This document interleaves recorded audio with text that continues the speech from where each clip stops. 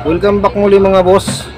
Sa video natin ngayon mga boss ay magpaparepair ako ng naputol na kwintas. So yung kwintas ng hipag ko ay naputol. So kaya naisip akong i-video para maipakita ko rin sa inyo na kung paano ang mga singilan sa mga napatid na mga kwintas. So yung kwintas natin ng mga boss ay 18K. So yung kaibahan niya ng mga boss, i-discuss ko sa inyo kung anong kaibahan, kung bakit mas maganda talaga ang 18K kapag dumating tayo sa punto na nagpapahinang tayo ng ating mga napatid na alahas. Ito. So ito na yung ating 150 yung hinang. Sargol na tanggal ging. Manong dito, kuya ay 150. So kahit anong 150 guys yung alas ng kadugtong. Ayun din talaga ang singilan. Putol yung necklace. Doon sa So pakita ko sa inyo guys paano hihingin ha. Hihinang sa mga nagre-repair. Okay lang yan, video ya. Ano yung mga boss na pwede sa Sige, kunin mo to King. para meron lang akong maipapakita sa inyo.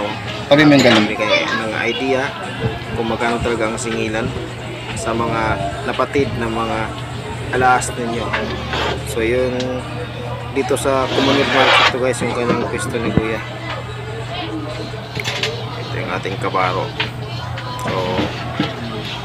So yung ang Dito to guys sa community market. Pwede kayo magpunta rito sa shop ni kuya. Or yellow gold 18K Lagi ko na nakikita dito eh. Singilan niya mga boss, mga napatid na kwintas.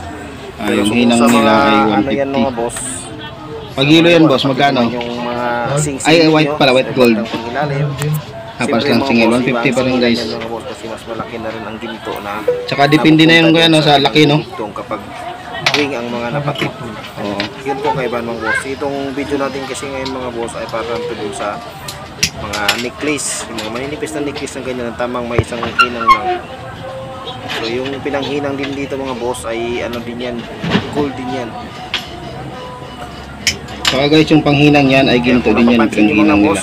Doon sa mga merong ganong mga ginto din experience na naputulan ng kanilang mga alahas, tapos yung mga pinanghihinang or yung part na pinanghihinangan ay umiitim, yun yung nangyari dyan na issue mga boss. Sa iba, hindi ko naman nila lahat, yung iba kasi mga boss ay mas mababa ang ginagamit na panghinang compare dun sa uri ng gold na kung ano yung alahas na hihinangan. Kasi kung 14K mga boss, dapat hindi siya bababa sa 14K ang uri na panghihinang para hindi siya nangingitim. Kung 18K naman, okay lang din. Kung mahinangan ng 14K, at least hindi bumababa sa 14K. Doon po yun nagsisimulang mangingitim mga boss, yung part na pinanghihinang. Kung mas mababa pa sa 14K, mas naiwan ng kulay noon, mas nangingitim siya. So yung kung napapansin nyo dyan na hinihinangan niya muna. Kaya dito mayroong tindahan yan, yung suplitin yan. Niya muna ang tinatawag namin na wayo. Sa may kawayan pa, layo. Inaayos niya sa kanyang pliers. Sira yung ganyang ko. Ganun kasi ang proseso dyan mga boss, hihinang muna yung marunong din. Yung wayo, yung tinatawag namin na wayo, yun yung gold na hihinang, pinangdudugtong. Hihinang muna dyan sa kabilang dulo at saka idudugtong yan. Dinudugtong doon sa may bandang pinanghihinangan niya, yung area na kung saan may putol. Kasi kung hawak-hawak yan mga boss, kasi pwedeng gumalaw kung malikot ang kamay mo. Kaya mas maganda kung hihinang mo na yung kabilang part, tsaka mo naman ididikit habang inaapuyan mo para mas sigurado na hindi gumagalaw. Kasi pag nagbagay yan mga boss, talagang kusa na yan dumidikit mga boss doon sa kabilang side or kabilang part or kadugtong. Kaya mas nakikita mo na talagang kumakapit. At saka sa pa mga boss, ang kagandahan talaga dyan kapag mas mataas ang uri, kaya hindi mas hirap hinangin kahit may maliliit. Kasi mas matigas matunaw mga boss kung mas mataas ang uri. Yun ang kagandahan dyan mga boss kung 18K yung alas niyo or mas mataas pa sa 18K.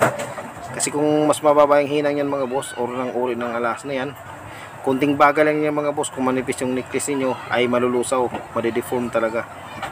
So marami na din mga diskarte ng mga platero mga boss, talaga naiwasan naman. Pero minsan talaga aksidente nangyayari na talagang nalulusaw kasi mas mababa yung gold na hinihinangan. Kaya mas Pero kung 18K mga boss, matagal malusaw compare sa 14. Kaya mas makakapagbaga ka ng maayos dun sa part na hinihinangan mo. Kumbaga sa ano, least pangamba ka kung mas mataas ang uri. Lalo na kung 21K or 22K, 24K, mas magandang hinangan compare dun sa mga 14K. At saka pagkatapos yan mahinang mga boss, inaalayin-alayin yan talaga ng mga platero kung mayroon pang dapat kikilin, at kinikikil yung mga excess part ng pinanghihinang. At yung pinanghinang kasi dyan mga boss ay mayroon niyang borax kung tawagin, binababad pa yan sa acid para matanggal yung borax, para mas marinisan, kasi hindi yan malinis mga boss kung nakabalot doon yung borax. O yan yung pinakita ko sa inyo, sinasabi ko sa inyo mga boss na mas maganda kung 18K, kasi hindi na kailangan ng tubog, kunting linis-linis lang ay kumikintab na ulit ang 18K. O mas maganda kung 21K, ganyan lang mga boss, ginagrata lang ang tawag dyan, ginabrush-brush lang para kumintab na ulit, kaya hindi na kailangan niya ng tubog. Yan yung mga part mga boss, or yun yung mga gamit na panghinang, yan yung pantubog, yan yung tubugan mga boss. Iniinit ang pantubog mga boss, iniinit mo dyan sa kalan, kung napansin merong kalan, kasi yung solusyon na dorado or ng rhodium, iniinit talaga sa kalan bago ipangtubog yung solusyon. So yan, nakita nyo mga boss na bago na ulit, nadugtong na siya. Sa halagang 150 lang ang mababayaran mo, makapagdugtong ka na ng mga alahas mo na nasira, kagaya ng mga necklace, maring bracelet na yan, basta tamang hinang lang, ispat kumbaga, makaka-repair na, marudugtong na sa halagang 150 mo. Yan, balik ganda ulit mga boss, basta mas mataas ang uri, di na kailangan itubog. Kung 14 yan mga boss, kailangan talaga itutubog, kasi mas light, maglalight ang part ng pinanghihinangan kapag 14K. So mas kailangan talaga ng tubog. So yun, tapos na. Yan yung shop ni Kuya Mang guys sa Commonwealth Market. Pwede yung pasyalan. Maraming salamat guys sa inyong mga panonood. Mabuhay!